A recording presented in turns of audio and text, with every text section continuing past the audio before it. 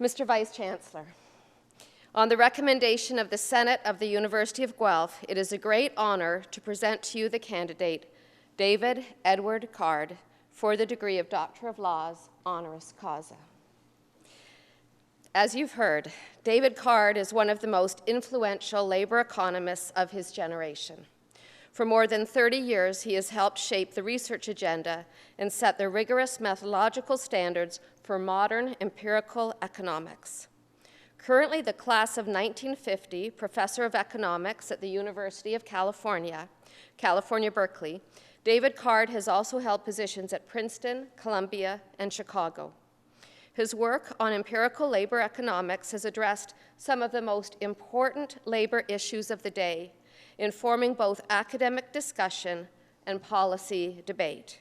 He has made important contributions to scholarship and policy on education, the minimum wage, and the effects of immigration. Many of his findings have challenged the standard predictions of economics. His work frequently makes use of natural experiments where a policy change is made and the consequences observed, often with surprising results. As a member of the Statistics Canada Advisory Committee, he pushed towards greater access for researchers to Statistics Canada datasets and helped with the design of interesting evaluation projects such as the Self-Sufficiency Project, an important Canadian social experiment evaluating interventions to help single mothers become less dependent on welfare. David Card is one of the most cited economists in the world and has been awarded some of the most prestigious prizes in economics, including the John Bates Clark Prize of the American Economic Association and the Frisch Medal of the Econometric Society. He has held editorial positions at 2 principal journals in economics and at the leading journal of labor economics. David is a fellow of the Econometric Society and is recognized as one of a very small group of labor economists at the top of the profession. He has made lasting and important contributions to the field through both his research and his graduate teaching. Mr. Vice Chancellor, it is my honor to request that you confer upon David Card the degree of Doctor of Laws, honoris causa. By the authority of the Senate of the University of Guelph, I admit you to the degree of Doctor of Laws. Congratulations, David. Terrific.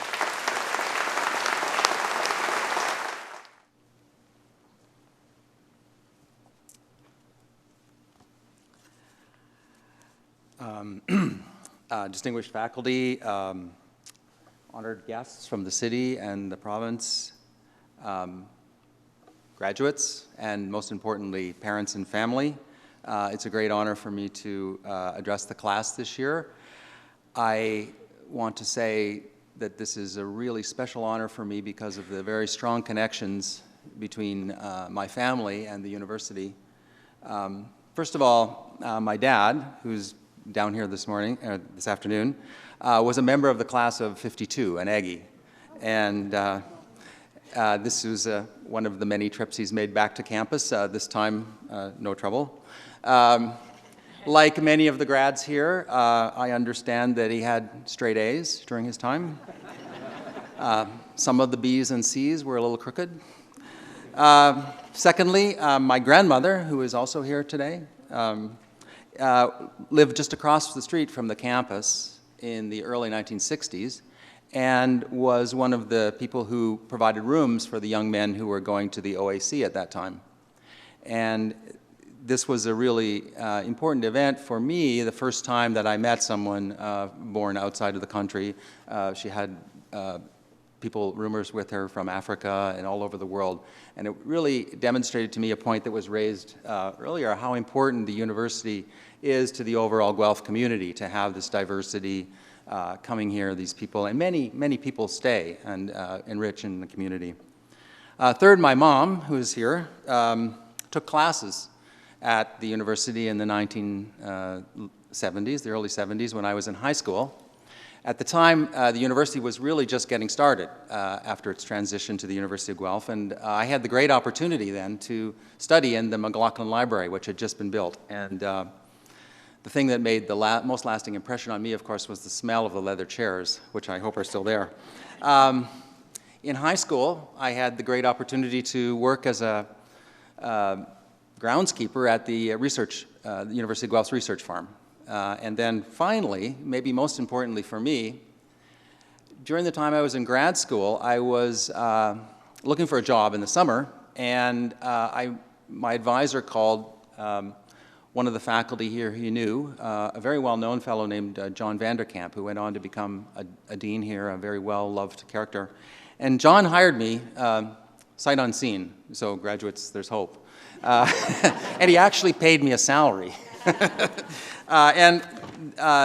The great thing that happened out of that was, as a result of that work, I started working on topics that were related to what John did, which had to do with wages and labor market activity, and that led to my thesis. So I'm forever grateful to the Guelph faculty who really got me on my start.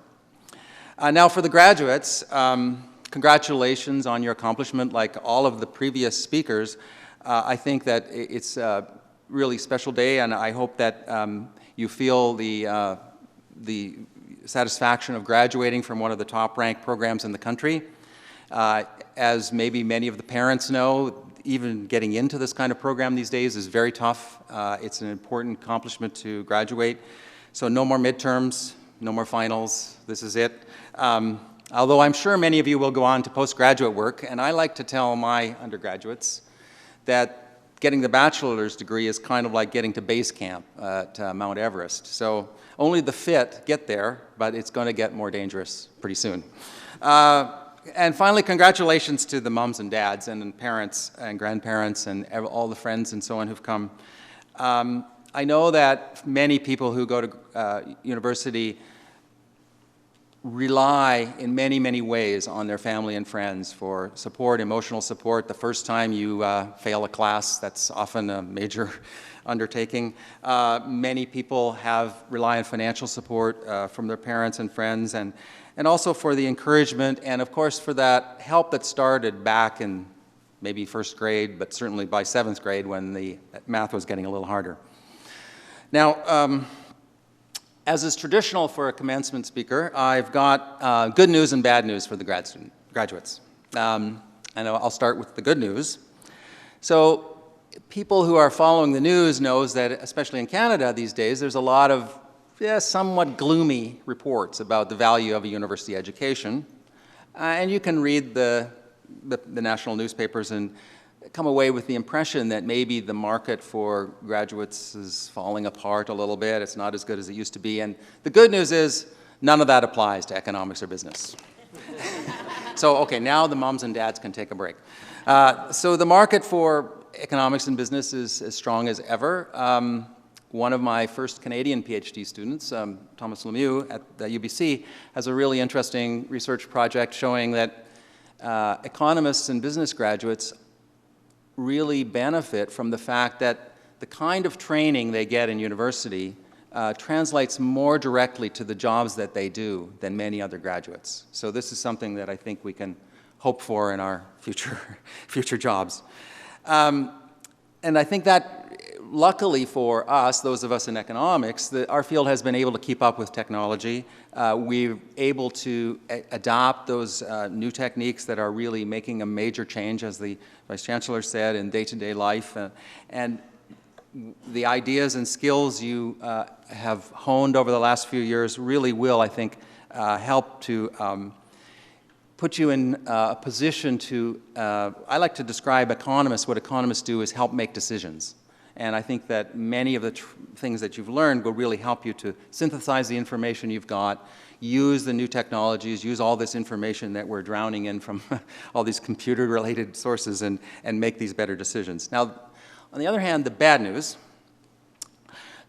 for the graduates is you're going to have to keep learning new stuff. So although there's no more midterms necessarily, there's going to be a lot of change in the future. The quantitative wave, this sort of everything being recorded and used to analyze things, is just getting started. I'm out in California. This is just a transformational event that's happening in the way business is going. And Every day, people are thinking up new ways to organize markets, to improve decision-making, to use this real-time data that's coming out. And what that's going to do is it's going to reduce the dependence on what I call simple human labor.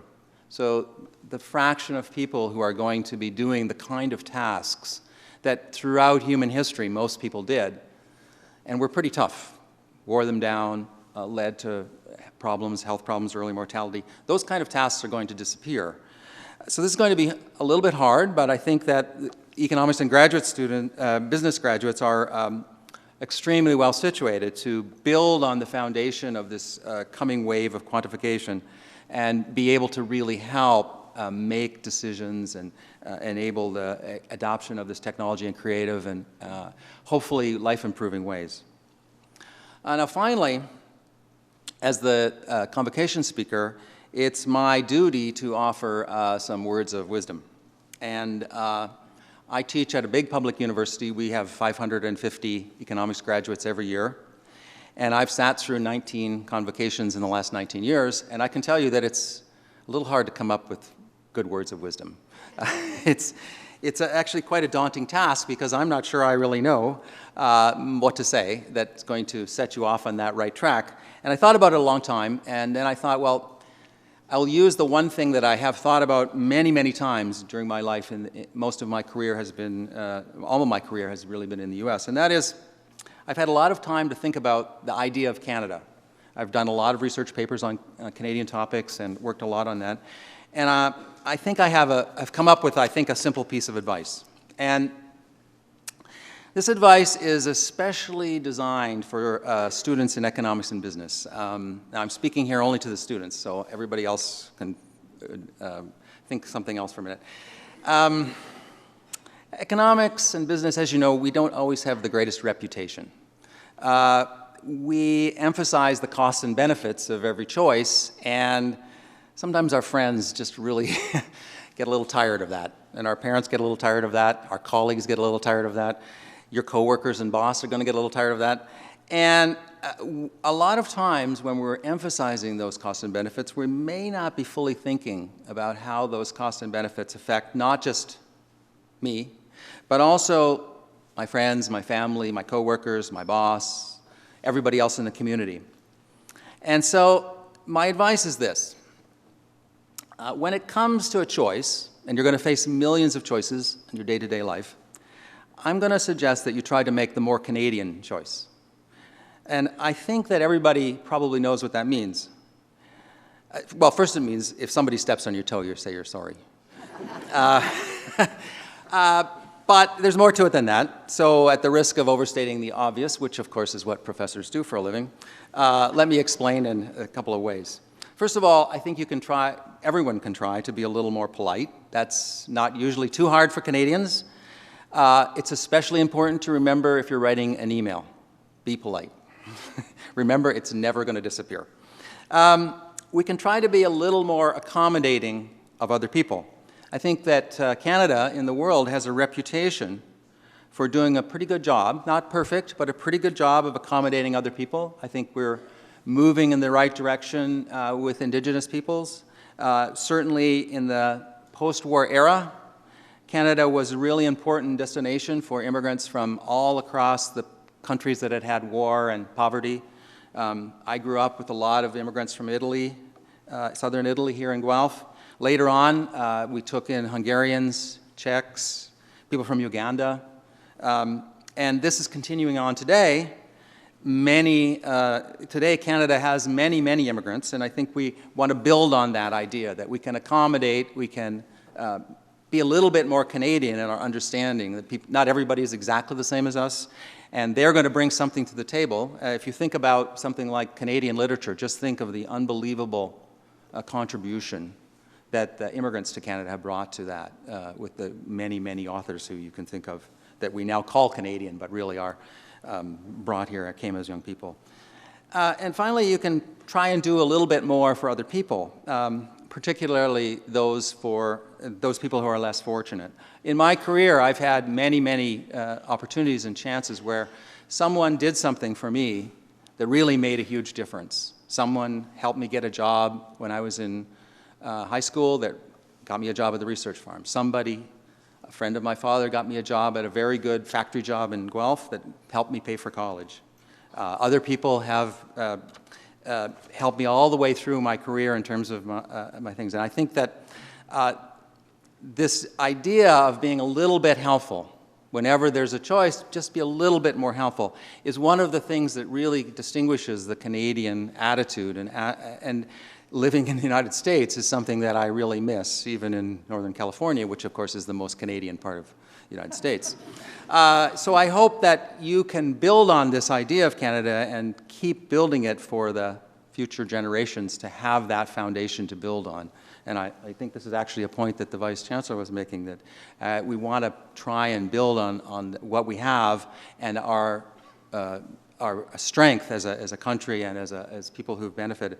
I think that the changes that are coming to the economy will make it more important than ever to take account that there will be lots of winners, but there will be people who have short-term or even long-term costs, and those are going to be a part of the cost and benefit. So that's my advice. Whenever there's a choice, try to err on the Canadian side. It probably won't hurt, and if it does, just say sorry.